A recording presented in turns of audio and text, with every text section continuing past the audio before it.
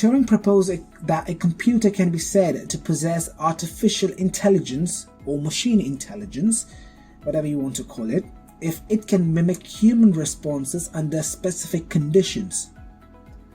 The original Turing test requires 3 terminals, as you can see on your screen right now, each of which is physically separated from the other two, by a wall or anything, something like that. It has to be a physical separation so that they cannot see or hear anything from the other two sides. One terminal is operated by a computer, let's say this thing, and while the other 2 are operated by humans. During the test, one of the humans functions as the questioner, or the evaluator in this particular picture. The questioner or the evaluator interrogates the respondents within a specific subject area, using a specified format and a context. After a preset length of time or number of questions, the evaluator is then asked to decide which respondent was human and which one was a computer. Now, this test is repeated many times.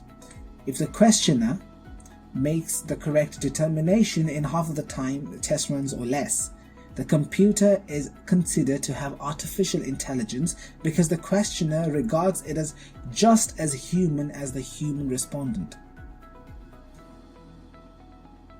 So, as you can see, this is where the general idea of a thinking machine stems from. Building on top of that, for better or worse, comes the idea of sentient and sapient machines. In other words, machines that can feel and think for themselves just like humans, and by simple explanation, better than we humans.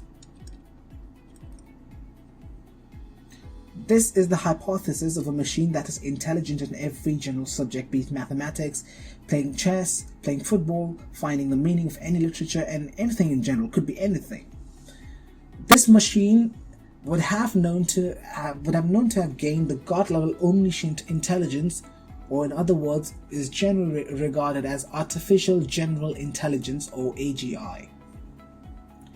And this explosion of intelligence, where such an AGI would improve itself by using its existing intelligence, and the resulting machine will improvise on itself, and so on till it reaches a certain event called the singularity.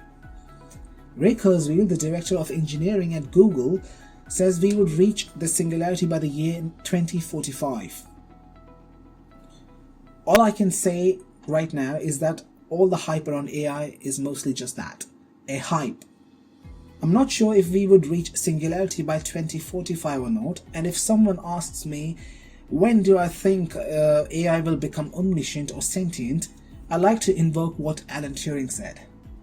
He said, we can only see a short distance ahead, but we can see plenty that needs to be done.